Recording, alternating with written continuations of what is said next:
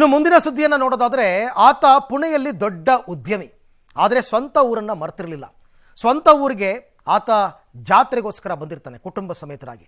ಆದರೆ ಹಂತಕರು ಆತನನ್ನು ಭೀಕರವಾಗಿ ತನ್ನ ಹುಟ್ಟೂರಲ್ಲೇ ಕೊಲೆ ಮಾಡಿದ್ದಾರೆ. ಉದ್ಯಮದಲ್ಲಾಗಲಿ ವೈಯಕ್ತಿಕ ಜೀವನದಲ್ಲಾಗಲಿ ಶತ್ರುಗಳೇ ಇರದ ವ್ಯಕ್ತಿಯನ್ನು ಕೊಂದಿದ್ಯಾರು ಅಂತಕ್ಕಂಥ ಅನುಮಾನ ಈಗ ಪೊಲೀಸರಿಗೆ ಕಾಡ್ತಾ ಇದೆ. ಉತ್ತರ ಕನ್ನಡ ಜಿಲ್ಲೆಯಲ್ಲಿ ನಡೆದಿರ್ತಕ್ಕಂಥ ಈ ಮರ್ಡರ್ ಕೇಸ್ ನೋಡಿ. ಜಾತ್ರೆಗೆಂದು ಊರಿಗೆ ಬಂದಿದ್ದ ಉದ್ಯಮಿಯ ಹತ್ಯೆ, ಕಾರಿನಲ್ಲಿ ಬಂದ ಆಗಂತುಕರಿಂದ ಭೀಕರ ಕೊಲೆ. ಒಂದೆಡೆ ರಕ್ತಸಿಕ್ತವಾಗಿ ಬಿದ್ದಿರುವ ಮೃತದೇಹ, ಮತ್ತೊಂದೆಡೆ ಕುಟುಂಬದವರ ರೋದನ. ಈ ದೃಶ್ಯ ಉತ್ತರ ಕನ್ನಡ ಜಿಲ್ಲೆಯ ಕಾರವಾರ ತಾಲೂಕಿನ ಹಣಕೋಣದ್ದು.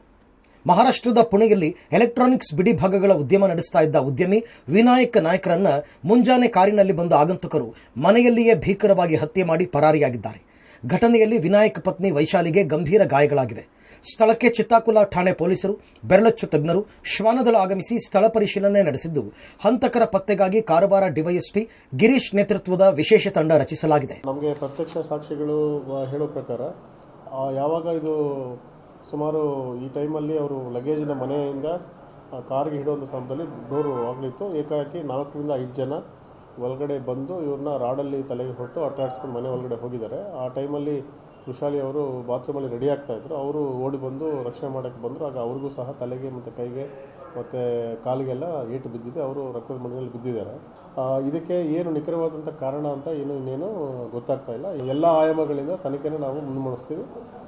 ಶೀಘ್ರದಲ್ಲೇ ಆರೋಪಿಗಳನ್ನ ಪತ್ತೆ ಮಾಡುವಂಥ ಭರವಸೆದಲ್ಲಿ ನಾವಿದ್ದೀವಿ. ಪುಣೆಯಲ್ಲಿ 4 ಮನೆ ಹೊಂದಿರುವ ಉದ್ಯಮಿ ವಿನಾಯಕ್ ಕಾರವಾರದ ಹಣಕೋಣದಲ್ಲಿ ಸ್ವಂತ ಮನೆ ಕೂಡ ಹೊಂದಿದ್ದಾರೆ. ಆರ್ಥಿಕವಾಗಿ ಸದೃಢರಿದ್ದ ವಿನಾಯಕ್ ಊರಿನ ಜನರಿಗೆ ಸಹಾಯ ಮಾಡುವ ಮೂಲಕ ಊರಿನಲ್ಲೂ ಹೆಸರು ಪಡೆದಿದ್ದರು. ಕಳೆದ 10 ದಿನದ ಹಿಂದೆ ಪುಣೆಯಿಂದ ಹಣಕೋಣಕ್ಕೆ ಕುಟುಂಬದ ಜೊತೆ ಆಗಮಿಸಿ ಸಾತೇರಿ ದೇವಿಯ ಪೂಜಾ ಕಾರ್ಯದಲ್ಲಿ ಭಾಗಿಯಾಗಿದ್ದರು. ಇದಲ್ಲದೆ ನಿನ್ನೆ ದಿನ ತಾಯಿಯ ಶ್ರಾದ್ದ ನೆರವೇರಿಸಿ ಸಂಬಂಧಿಕರನ್ನು ಕರೆಸಿ ಊಟ ಹಾಕಿಸಿದರು.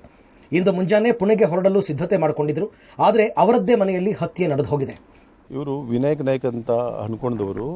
ಅವರು ಆ್ಯಕ್ಚುಲಿ ಇಲ್ಲಿ ಪ್ರಾಪರ್ ಹಣ್ಕೊಂಡಲ್ಲಿ ಅಲ್ಲಿ ಕೆಳಗೆ ಪಟ್ಲವಾಡ ಅಂತ ಊರಲ್ಲಿ ಅವರು ವಾಸ ಮಾಡ್ತಾಯಿದ್ರು. ಇಲ್ಲಿ 2-3 ವರ್ಷ ಆಯಿತು ಇಲ್ಲಿ ಮನೆ ಕಟ್ಟಿ ಇಲ್ಲಿ ಸ್ಥಾಯಿಗೆ ಮಾಡ್ತಾರೆ. ಅದಕ್ಕಿಂತ ಮುಂಚೆ ಉದ್ಯೋಗ ಮಾಡೋದೆಲ್ಲ ಪುಣಾದಲ್ಲಿ ಮಾಡ್ತಾ ಇದ್ದಾರೆ. ಅವರು ಪುಣಾದಲ್ಲಿ ಅವರು ಒಳ್ಳೆಯ ಹೆಸರಿದೆ. ಅಲ್ಲಿ ಒಂದು ದೊಡ್ಡ ಬಿಲ್ಡರ್ ಅಂತೆ ಅವನು. ಹಣ್ಕೊಂಡಲ್ಲಿ ಇಂಥ ಘಟನೆ ನಡೆದಿದ್ದು ಫಸ್ಟ್ ಟೈಮ್ ಆಗಿದೆ. ಇದು ಒಂದು ಆಗಿದ್ದಕ್ಕೆ ಭಾಳ ಹಣ್ಕೊಂಡು ಊರ ಜನರಿಗೆಲ್ಲ ಭಾಳ ಆತಂಕ ಹುಟ್ಟಿದೆ. ಹಣ್ಕೊಂಡಲ್ಲಿ ಇಂಥ ಜನ ಯಾರು ಕೃತ್ಯ ಮಾಡುವ ಜನ ಇಲ್ಲ. ಬಟ್ ಹೊರಗಿನ ಜನ ಏನು ಮಾಡಿದಂತೂ 100% ಗ್ಯಾರಂಟಿ. ಉದ್ಯಮಿ ವಿನಾಯಕ ಪುತ್ರ ವಿದೇಶದಲ್ಲಿ ವ್ಯಾಸಂಗ ಮಾಡ್ತಾ ಇದ್ದು ಗಂಡ ಹೆಂಡತಿ ಪುಣೆಯಲ್ಲಿ ಇದ್ದರು.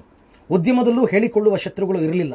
ಇನ್ನು ಊರಿನಲ್ಲಿ ಕೋಟಿ ಬೆಲೆ ಬಾಳುವ ಮನೆ ಇದ್ರೂ CCTV ಸಹ ಹಾಕಿಸಿರಲಿಲ್ಲ. ಈ ಹತ್ಯೆ ಮೇಲುನೋಟಕ್ಕೆ ಪ್ರೀಪ್ಲಾನ್ ಮಾಡಿಯೇ ಹತ್ಯೆ ಮಾಡಿರುವಂತಿದ್ದು ತನಿಖೆಯಿಂದ ಸತ್ಯಾಸತ್ಯತೆ ಹೊರಬರಬೇಕಿದೆ. ಕಾರವಾರದ ಹಣಕೋಣನಲ್ಲಿ ಪುಣೆ ಉದ್ಯಮಿ ವಿನಾಯಕ್ ನಾಯ್ಕ್ ಅವರ ಒಂದು ಹತ್ಯೆ ಆಗಿರುವಂಥದ್ದು. ಬೆಳಗ್ಗೆ ಬಂದಂಥ ಹಂತಕರು ಅವರನ್ನು ಮನೆಯಲ್ಲಿಯೇ ಕೊಚ್ಚಿ ಹಾಕಿರುವಂಥದ್ದು ನೀವು ನೋಡ್ಬೋದು. ಇವತ್ತು ಆ ಮನೆಯ ಭಾಗದಲ್ಲಿದ್ದೀವಿ. ಈ ಭಾಗದಲ್ಲಿ ನೀವು ನೋಡ್ಬೋದು. ಯಾಕಂತಂದರೆ ಈ ಮನೆಯಲ್ಲಿ ಇಷ್ಟು ದೊಡ್ಡ ಮನೆಯನ್ನು ಕಟ್ಟಿದ್ದಾರೆ. ಅದರಲ್ಲಿ CC ಕ್ಯಾಮ್ರಾಗಳಿರಲಿಲ್ಲ, ಯಾವುದೂ ಇರಲಿಲ್ಲ. ಎಲ್ಲವೂ ಕೂಡ ಪ್ರೀಪ್ಲಾನ್ ಮಾಡಿಯೇ ಇಲ್ಲಿ ಹತ್ಯೆ ಮಾಡಿರಬಹುದು ಅನ್ನೋಂಥ ಒಂದು ಸಂಶಯ ವ್ಯಕ್ತವಾಗ್ತಾ ಇರುವಂಥದ್ದು ನೀವು ನೋಡ್ಬೋದು. ಈಗಾಗಲೇ ಬೆರಳಚ್ಚು ತಜ್ಞರು ಮತ್ತು ಶ್ವಾನದಳ ಎಲ್ಲವೂ ಕೂಡ ಈಗ ಬಂದು ಈಗ ಸೆಟ್ ಮಾಡ್ತಾ ಇರುವಂಥದ್ದು. ಬೆಳಗ್ಗೆ ಬಂದಂತಹ ಆಗಂತಕರು ವಾಹನದಲ್ಲಿ ಬಂದು ಬೆಳಗಿನ ಜಾವ ಇಲ್ಲಿ ವಾಹನವನ್ನು ನಿಲ್ಲಿಸ್ತಾರೆ. ನೇರವಾಗಿ ಅವರ ಮನೆ ಒಳಗೆ ಹೋಗ್ತಾರೆ. ಹೋಗಿ ಮಚ್ಚು ಲಾಂಗ್ನಿಂದ ಮೊದಲನೇದಾಗಿ ವಿನಾಯಕ್ ಅವರ ಒಂದು ಆ ದೇಹಕ್ಕೆ ಒಂದು ಹಲ್ಲೆಯನ್ನು ಮಾಡ್ತಾರೆ. ಅದೇ ಸಂದರ್ಭದಲ್ಲಿ ಅವರು ಕುಸಿದು ಬೀಳ್ತಾರೆ. ಆಗ ರಕ್ತಸ್ರಾವದಿಂದ ಅವರು ಮೃತರಾಗ್ತಾರೆ. ಪಕ್ಕದಲ್ಲಿ ಹೆಂಡತಿಯು ಕೂಡ ಒಂದು ಬಾತ್ರೂಮ್ನಲ್ಲಿ ಇರೋದನ್ನು ನೋಡಿ ಅವರ ಮೇಲೂ ಕೂಡ ಹಲ್ಲೆ ಮಾಡ್ತಾರೆ. ಅದೃಷ್ಟವಶಾತ್ ಅವರು ಬದುಕುಳಿದಿದ್ದಾರೆ. ಅವರ ಹೇಳಿಕೆ ಪ್ರಕಾರ ಒಂದು 3-4 ಜನರು ಈ ಭಾಗದಲ್ಲಿ ಹಲ್ಲೆಯನ್ನು ಮಾಡಿ ಹತ್ಯೆಯನ್ನು ಮಾಡಿದಿರುವುದಾಗಿ ಒಂದು ಹೇಳಿಕೆಯನ್ನು ನೀಡಿರುವಂಥದ್ದು. ಇನ್ನು ಚಿತ್ತಾಕುಲ ಪೊಲೀಸರು ಹಲವು CCTV ದೃಶ್ಯಾವಳಿಗಳನ್ನು ಸಂಗ್ರಹಿಸಿದ್ದು ಈ ಕೊಲೆ ಆಸ್ತಿ ಹಣಕ್ಕಾಗಿಯೋ ಅಥವಾ ದ್ವೇಷಕ್ಕಾಗಿಯೋ ಎಂಬುದು ತನಿಖೆಯಿಂದ ಹೊರಬರಬೇಕಿದೆ. Naveen, public TV, Karwar.